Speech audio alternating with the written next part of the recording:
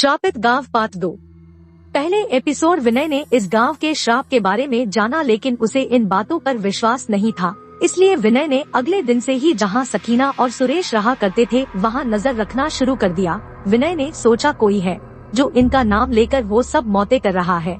इसलिए विनय रोज रात के 8 बजे आकर सकीना और सुरेश के घर के बाहर बैठकर नजर रखने लगा, लेकिन कई दिनों तक नजर रखने पर भी विनय को कुछ ऐसा नहीं दिखा। पर एक दिन विनय रोज से थोड़ा जल्दी ही सकीना और सुरेश के घर पास आ गया। विनय एक पेड़ के किनारे बैठा हुआ था, तभी उसने देखा वही चाचा जिसने विनय को सुरेश और सकीना की सब कहानी बताई थी।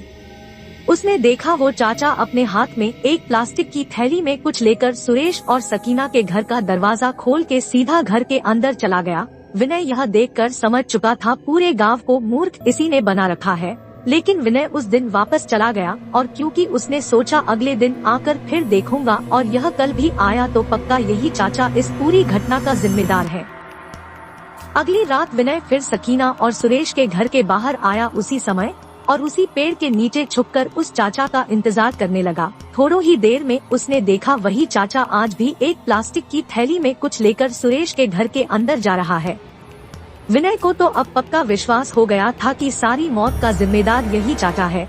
उस दिन विनय वहां से चला गया और फिर तीसरी रात को विनय अपनी पूरी तैयारी के साथ आया था। विनय आज सोच कर आया था इस चाचा का तो आज मैं काम तमाम कर ही दूंगा। इस चाचा ने बहुत बेवकूफ बनाया सबका। विनय यही सब सोच रहा था, तभी वो चाचा वहां आ गया। आज भी वो चाचा अपने हाथ एक प्लास्टिक की थैली लेकर आया था। चाचा ने सुरेश के घर का दरवाजा खोला और घर के अंदर चला गया। उसके अंदर जाते ही विनय अपनी जगह से उठा और वो भी सुरेश के घर के अंदर चला गया। विनय भी आज अपनी पूरी तैयारी से आया हुआ था।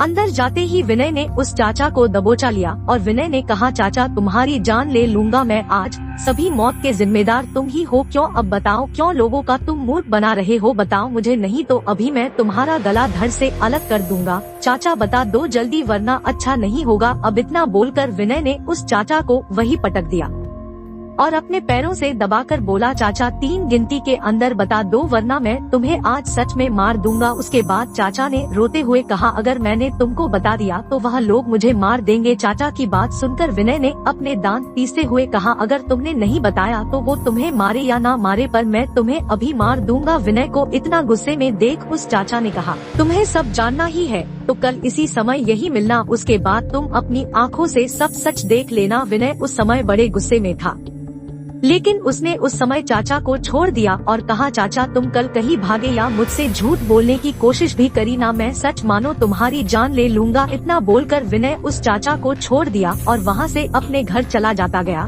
कल यानी अगली रात विनय 8 बजे ही सुरेश कर घर के बाहर खड़ा हो गया और थोड़ी देर में उसने देखा वो चाचा आ रहा है और उसने आज भी अपने हाथ में एक प्लास्टिक की थैली लेकर आ रहा है और उस थैली में वो कुछ बांध कर ला रहा है। चाचा ने आज विनय को देखते ही कहा, चलो अब मेरे साथ। इतना बोलकर वो सुरेश के घर के अंदर जाने लगा। आगे वो चाचा चल रहा था और पीछे विनय। घर के अंदर आते ही चाचा ने अपने हाथ में जो थैली ले रखी थी उस थैली में से 2 समोसे और 2 प्लेट निकालकर दोनों समोसे में चटनी लगाई और बगल के कमरे के दरवाजे के पास में रख दी और दोनों थोड़ा पीछे होकर खड़े रहे। थोड़ी देर बाद विनय ने देखा किसी ने दरवाजा खोला, पर जिसने दरवाजा खोला था वो नहीं दिख रहा था और उसने समोसों की प्लेट अंदर खींच ली। उसके बाद उस चाचा ने विनय से कहा, जिन्हें तुम ढूंढ रहे हो वो वही है। उस चाचा की बात पूरी होती उसे पहले ही विनय ने चिल्लाते हुए कहा, तुम कोई भी हो अब तुम्हारा भांडा फूट चुका है। तुम कोई भी हो अब तुरंत बाहर निकल जाओ वरना मैं पूरे गाँव वालों को फोन करके बुला लूंगा।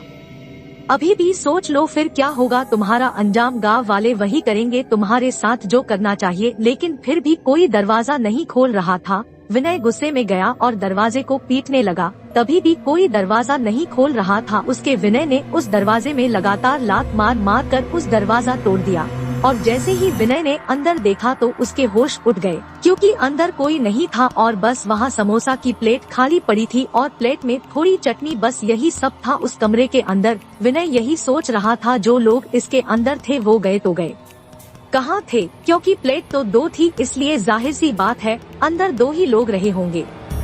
उसके बाद गुस्से में विनय अपने पीछे मुड़ा और बोला, चाचा बताओ कहाँ है। वो लोग कहाँ भाग गए? चाचा बताओ उन लोगों के क्या नाम थे और कौन है वो लोग? विनय बिना रुके बस बोले जा रहा था। तभी किसी ने उस चाचा को कमरे के अंदर खींच लिया और विनय को बाहर धक्का दे दिया और वो टूटा हुआ दरवाजा भी अपने आप बंद हो गया। और उसके थोड़ी देर बाद से ही विनय को अंदर चीखने चिल्लाने की आवाज आने लगी। ऐसा लग रहा था कोई चाचा को मार रहा हो, क्योंकि चाचा दर्द से तड़प कर चिख रहे थे। लेकिन थोड़े समय बाद वो सभी आवाज आना बंद हो गई और उसके बाद वो बंद दरवाजा खुला। विनय बाहर ही खड़ा था। अभी भी दरवाजा खुलते ही अंदर से 2 लोग बाहर आए और जैसे ही विनय ने उन दोनों को देखा तो विनय की आंखें फटी की फटी रह गई और लग रहा था कि विनय की सांसें भी मानो रुक जाएगी, क्योंकि अंदर से जो 2 लोग बाहर निकले थे वो बिल्कुल जले हुए थे। वो एक लड़का और एक लड़की थे और दोनों बिल्कुल जली भुजी झुलसी हुई हालत में थे। उनका चेहरा बड़ा ही भयानक सा था और दोनों ने बाहर आते ही विनय से अपनी डरावनी आवाज में एक साथ कहा, इसके आगे की कहानी पार्ट 3 में है। कहानी अच्छी लगी हो तो वीडियो को लाइक करें, कमेंट में बताएं कहानी कैसी लगी और वीडियो को अपने दोस्तों के साथ भी शेयर करें। आगे की कहानी देखने के लिए चैनल को सब्सक्राइब करें और बेल आइकन को प्रेस करें। मिलते हैं नेक्स्ट वीडियो में, तब तक के लिए बाय बाय।